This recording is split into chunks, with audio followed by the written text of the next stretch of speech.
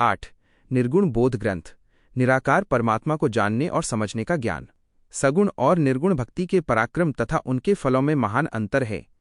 सगुण भक्ति के प्रभाव से मनुष्य को मायावी संसार के भौतिक सुख साधन तो प्राप्त हो जाते हैं, किंतु उसका जन्म और मरण 84 का चक्र कभी नहीं छूटता। इसके विपरीत निर्गुण भक्ति से जीव को अमर पद और अविनाशी सुख प्राप्त होता है तथा उसका बार बार जन्म लेना और मरना सदा के लिए मिट जाता है। कर्मकांडी पंडित या विद्वान का ज्ञान केवल घर में रखे मटके या कुंभ में भरे सीमित जल के समान है, जबकि आत्मज्ञानी संतों का ज्ञान विशाल और अविरल बहती हुई नदी के प्रवाह जैसा अगाध है। जिस प्रकार मटके का सीमित जल बहती नदी की होड़ नहीं कर सकता, उसी प्रकार अल्पज्ञानी पंडित अपने ज्ञान के बल पर पूर्ण संतों से कभी विजय प्राप्त नहीं कर सकते। पंडित या संसारी ज्ञानी के पास जो ज्ञान है वो साहूकार की तिजोरी में रखे गिने चुने धन के समान सीमित होता है, किंतु साधु संतों का ज्ञान स्वयं रत्नों की अपरंपार खान जैसा है। जिस प्रकार रत्नों की खान में से चाहे जितने रत्न निकाल लिए जाएं वो कभी समाप्त नहीं होती, उसी प्रकार संतों के ज्ञान भंडार का कोई अंत नहीं है। ऐसे अगाध ज्ञान के सामने पंडित किसी भी भांति संतों को पराजित नहीं कर सकते। संसार के सभी शास्त्र और ज्ञानी अपने अपने मत में यही बखानते हैं कि ईश्वर, हरि, गुरु और साधु ये तीनों एक ही तत्व हैं, किंतु आदि सतगुरु सुखराम जी महाराज फरमाते हैं कि जब जीव के पूर्व जन्मों का कोई महान सुकृत या पुण्य प्रकट होता है, तभी उसके हृदय में यह परम अनुभूति और साक्षात्कार होता है कि हरि, गुरु और संत वास्तव में एक ही हैं। जैसे किसी मनुष्य को भयंकर विषम ज्वर या तेज बुखार तब पीड़ा हो जाए तो उसे कितना भी स्वादिष्ट भोजन क्यों न दिया जाए, उसे वो अच्छा नहीं लगता, यहाँ तक कि भोजन की सुगंध से भी अरुचि होने लगती है। ठीक उसी प्रकार जो जीव अपने पूर्व जन्मों के पाप कर्मों के वश में हैं, उन्हें राम नाम रूपी परम औषधि और भक्ति का रस तनिक भी सुहाता नहीं है। जैसे किसी निर्धन व्यक्ति के घर में न तो धन दौलत है, न दूध देने वाले पशु दूध घी है और न ही आजीविका का कोई साधन है, तो वो पेट भरने के लिए दूसरों के यहाँ जाकर मजदूरी ही करेगा। ठीक इसी प्रकार जिन जीवों के पास पूर्व जन्म के सुकृत और शुभ संस्कार नहीं है, वे विवेक और सद्बुद्धि से हीन रहते हैं। इसी अज्ञानता और दुर्बुद्धि के कारण उनके मन को सत्स्वरूप राम नाम का सुमिरन करना अच्छा नहीं लगता। जैसे किसी निर्धन व्यक्ति के घर में न तो धन दौलत है, न दूध देने वाले पशु दूध घी है और न ही आजीविका का कोई साधन है, तो वो पेट भरने के लिए दूसरों के यहाँ जाकर मजदूरी ही करेगा। ठीक इसी प्रकार जिन जीवों के पास पूर्व जन्म के सुकृत और शुभ संस्कार नहीं है, वे विवेक और सद्बुद्धि से हीन रहते हैं। इसी अज्ञानता और दुर्बुद्धि के कारण उनके मन को सत्स्वरूप राम नाम का सुमिरन करना अच्छा नहीं लगता। जैसे जिस मनुष्य को पीनस, नाक का एक रोग जिससे सूंघने की शक्ति चली जाती है, का रोग हो जाता है, उसके सामने कपूर या सुगंधित वस्तुएं रखी जाएं तो भी उसे कोई सुगंध महसूस नहीं होती और वो उस सुगंधित पदार्थ को निरर्थक समझकर दूर फेंक देता है। ठीक वैसे ही जिस जीव के हृदय में सत्स्वरूप ब्रह्म की भक्ति के संस्कार नहीं हैं, वह राम नाम रूपी अमूल्य कपूर सुगंध को पहचान नहीं पाता और उसे अपने से दूर कर देता है। साधक कहता है कि सर्वप्रथम जब हमने निष्काम संतों की सत्संगति की, तब उस सत्संग के प्रभाव से हमारे भीतर चेतना और समझ शुद्धि आई। समझ आने से बुद्धि निर्मल हुई और निर्मल बुद्धि से यथार्थ ज्ञान व विवेक प्रकटा। तब जाकर हृदय में ये मूलभूत जिज्ञासा और आत्मबोध दिखाई देने लगा कि मैं वास्तव में कौन हूँ, कहाँ से आया हूँ और मृत्यु के पश्चात मुझे कहाँ जाना है।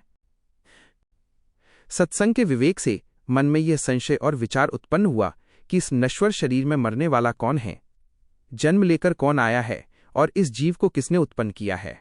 जो समर्थ पुरुष मेरे मन के इन प्रश्नों का अलग अलग यथार्थ भेद खोलकर समझाएगा, मैं उसी सर्वसमर्थ सद्गुरु की शरण ग्रहण करूंगा। साधक कहता है कि इस सत्य को खोजने के लिए मैंने संसार के समस्त ज्ञान मार्गों का अनुशीलन किया। योगी, जंगम, सेवड़े, सन्यासी, फकीर और ब्राह्मण, इन 6 दर्शनों के मानने वालों से जाकर प्रश्न किए। कोई अष्टांग योग की साधना बताता तो कोई सांख्य योग का मार्ग दिखाता, किंतु जिन जिनसे पूछा सब माया की हद, त्रिगुणी सीमा के भीतर का ज्ञान ही बताते रहे। कोई भी उस हद को लांघकर बेहद परम मोक्ष का मार्ग न बता सका। ये ऋषि मुनि, संसार के सभी पंडित और समस्त संसारी जनमाया की हद, त्रिगुण और 14 लोक की सीमा के भीतर का ही ज्ञान और विचार करते हैं। माया और काल की इस हद में काल निरंतर जीवों को छलता और लूटता रहता है। हद के अंतर्गत आने वाले देवी देवता और उनके भक्त कभी भी यम के अधिकार व दावे से मुक्त नहीं हो पाते। साधक कहता है कि मैंने सांख्य योग, अष्टांग योग, तथा ऋषि मुनियों के सभी ज्ञान मार्गों का मर्म समझ लिया है। इन सब साधनाओं से काल यम तनिक भी भयभीत नहीं होता। ध्यान लगाने वाले, कर्मकांड करने वाले और बाह्य धर्मों का पालन करने वाले जीवों को काल अंततः अपना ग्रास बना ही लेता है। सगुण देवी देवताओं और अवतारों की शरण लेने से भी जीव काल के बंधन से मुक्त नहीं होता। साधक अत्यंत निष्कपट भाव से प्रश्न करता है कि तब फिर यह जीव हंस यम के अधिकार से किस प्रकार पृथक और मुक्त होगा?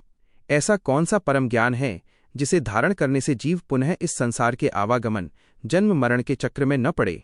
कोई ज्ञानी महापुरुष मुझे वो सत्य ज्ञान समझाने की कृपा करे।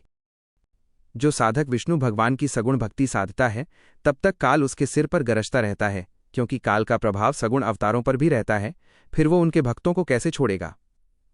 इसी प्रकार जो केवल सांख्य योग के मत को धारण करके बैठा रहता है, काल उसका भी कोई तर्क नहीं सुनता और निश्चय ही उसे अपने अधीन कर लेता है।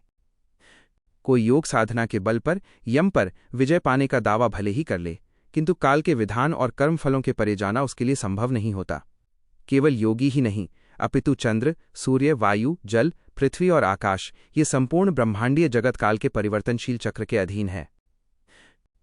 तीनों देव ब्रह्मा, विष्णु, महेश और आद्यशक्ति भी काल के चक्र से परे नहीं हैं, किंतु यमराज उस साधक के पास भूलकर भी नहीं भटकता जो सत्स्वरूप ब्रह्मयोग की साधना करता है। आदि सतगुरु सुखराम जी महाराज फरमाते हैं कि हे संतो, सुनो, सत्स्वरूप ब्रह्मयोग की साधना का सूक्ष्म रहस्य संसार के अन्य सभी योगों से सर्वथा भिन्न और विलक्षण है। हे भाइयों, तुम भी इस सत्स्वरूप ब्रह्मयोग को ही अपने जीवन में साधो। इस ब्रह्मयोग को साधने से जन्म मरण का अत्यंत कष्टदायी आवागमन सदा के लिए समाप्त हो जाता है। सत्स्वरूप ब्रह्म की ये प्राप्ति रीति अत्यंत अद्भुत और अलौकिक है, जिसे संसार में कोई विरले ही मर्मज्ञ संत समझ पाते हैं। यह परम ब्रह्मयोग सांख्य योग और नवधा भक्ति के विधानों से सर्वथा परे है। यह मन की कल्पनाओं और श्वासों के बाह्य अभ्यास से भी परे की स्थिति है। यह सत्स्वरूप ब्रह्मयोग केवल उन्हीं साधकों से सिद्ध होता है जो अपनी जीभ, रसना से रा और म इन दो दिव्य अक्षरों का निरंतर अनन्य भाव से रटन करते हैं। ऐसे सत्स्वरूप राम नाम का रटन करने वाले साधक का ध्यान और आंतरिक सुरत शब्द की ध्वनि सहज ही सध जाती है। केवल जिह्वा से नाम का रटन करने से ही भक्ति के समस्त आयाम स्वतः विकसित हो जाते हैं। साधक को साधना की सफलता के लिए तनिक भी चिंता नहीं करनी पड़ती। वो तो बस अहर्निश निष्काम भाव से इस अमानुषी निकैवल्य नाम का ही उच्चारण करता रहता है। जिह्वा से राम नाम का निरंतर रटन करते करते रसना में एक तांता लिव लग जाती है। तत्पश्चात यह नाम मन, प्राण, श्वास और सुरत को जगाकर स्वतः स्पंदित होने लगता है। जब सुरत जागृत हो जाती है तो वो घट के समस्त चेतनों को जागृत कर देती है, जिससे मन और श्वास भी सहज ही सावधान और एकाग्र होकर साधना में समर्पित हो जाते हैं। जब ऐसा निष्काम साधक सत्स्वरूप ब्रह्म के परम द्वार की ओर अग्रसर होता है, तब तीनों लोकों में उसकी भक्ति का कोलाहल मच जाता है। दानव और 33 कोटि देवता उस साधक के प्रताप से भयभीत होकर कांपने लगते हैं तथा स्वयं सम्मुख आकर उस संत की पूजा अर्चना करने लगते हैं। समस्त देवताओं के नगर और उनके अधिपति देव उस संत की सेवा में हाथ जोड़कर उपस्थित हो जाते हैं। शरीर की 900 नाड़ियां, सूक्ष्म नाड़ियां उस संत की सेवा में लीन होकर उसे आनंद प्रदान करती हैं।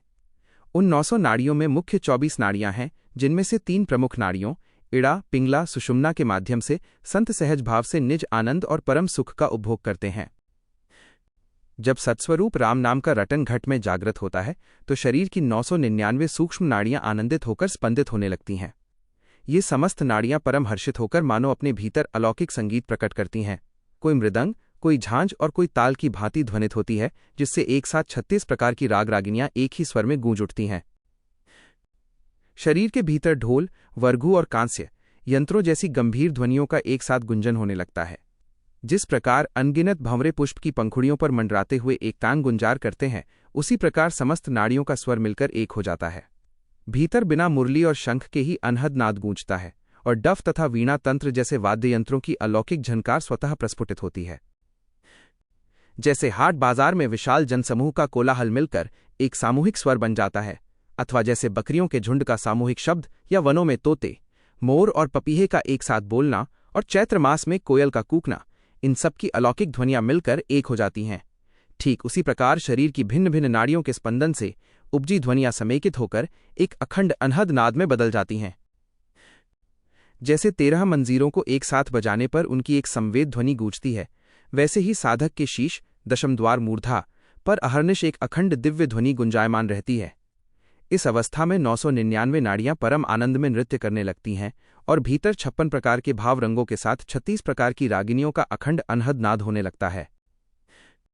इस ब्रह्म योग की अलौकिक गति का सूक्ष्म भेद मैं पृथक पृथक प्रकट करता हूं। जब साधक की चेतन सुरत अंतर्मुखी होकर शरीर के आंतरिक घट में समाहित होती है, तब उसे तीनों लोकों स्वर्ग, मृत्यु और पाताल का रहस्य और दृश्य अपने भीतर ही प्रत्यक्ष दिखाई देने लगता है।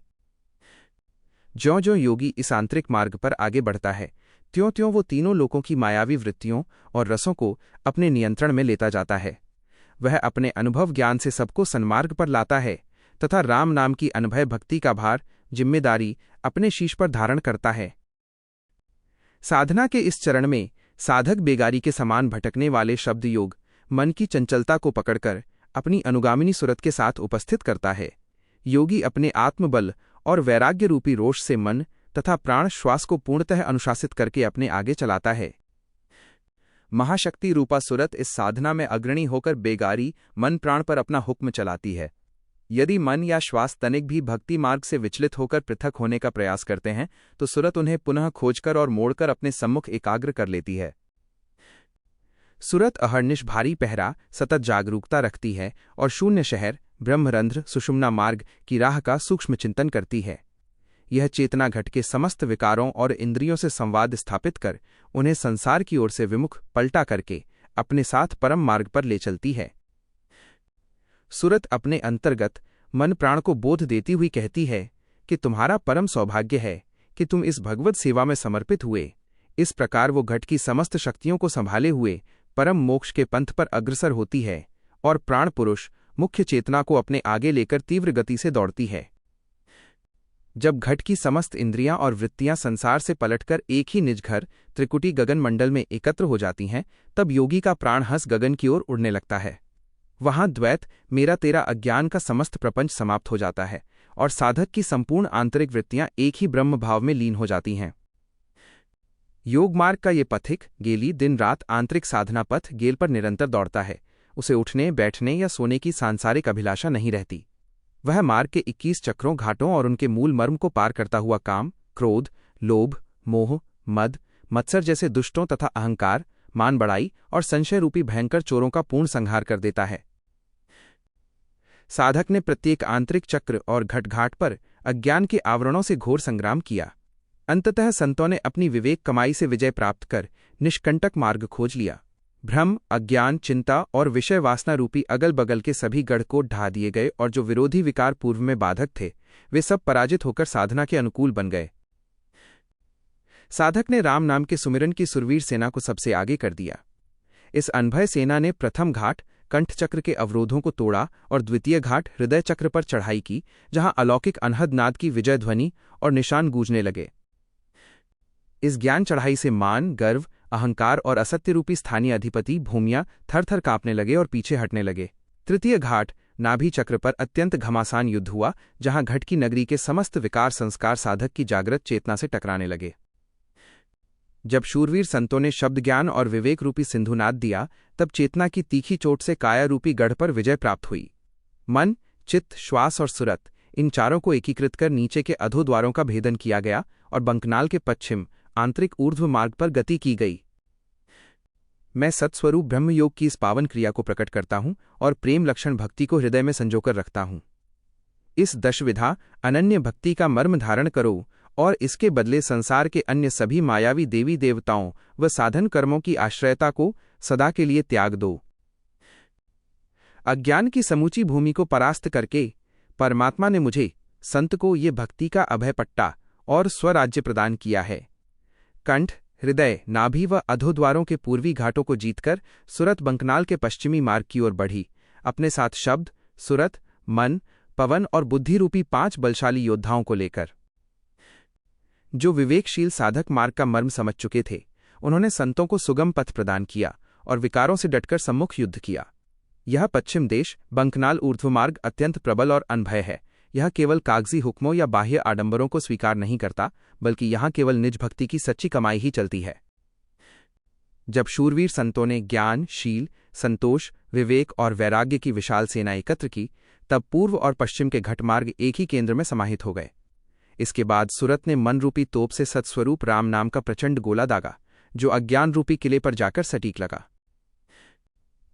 नाम गोले की इस प्रचंड ताव आंच से पश्चिम मार्ग के समस्त मायावी विकार दल भाग खड़े हुए। इस प्रकार हरिजन साधक मेरुदंड के मार्ग से होता हुआ 21 स्वर्गों और अज्ञान के सुदृढ़ कोट किले को उड़ाकर पार हो गया और अंततः विजय प्राप्त कर मस्तक स्थित परम पावन त्रिगुटी में जा पहुंचा। साधक की अनभय भक्ति कमाई से पूरब और पश्चिम के समस्त मायावी देश विकार सूने और शक्तिहीन हो गए। यमलोक के 14 करोड़ यमदूत मिलकर विलाप करने लगे, क्योंकि संतों ने राम नाम के गोले और सुरतमन की तोप से धर्मराज के साम्राज्य को उजाड़ दिया और उसके समस्त अज्ञान रूपी गढ़, कोट और किलों को पूरी तरह ढहा दिया। 5 ज्ञानेंद्रियां, 25 प्रकृतियां, तीनों ताप, आधि, व्याधि, उपाधि, 9 तत्व और त्रिगुटी से परे के 13 लोक, ये सभी संसार की ओर से पलटकर अंतर्मुखी हुए और त्रिगुटी पर आकर आत्मस्वरूप की पुकार करने लगे। इस परम स्थिति में पहुंचते ही साधक का आत्म साम्राज्य अचल स्थिर हो गया और पूर्व के समस्त शत्रु, काम, क्रोध आदि विकार पलटकर साधक के अनुकूल व सज्जन बन गए। जब साधक हरिजन त्रिगुटी स्थित परम सिंहासन पर जाकर विराजमान होता है, तब वहां अहर्निश अलौकिक नौबत अनहद नाद गूंजने लगती है। साधक वहां सहज रूप से अमर पद के अमृत रस का प्याला प्राशन करता है।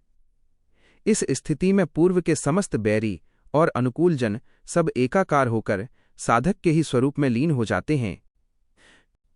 तीनों गुणों सत, रज, तम और समस्त वृत्तियों को एक ही परम चेतना में मिला दिया गया, जिससे सारा प्रपंच सिमटकर केवल एक अद्वैत भाव में आ गया।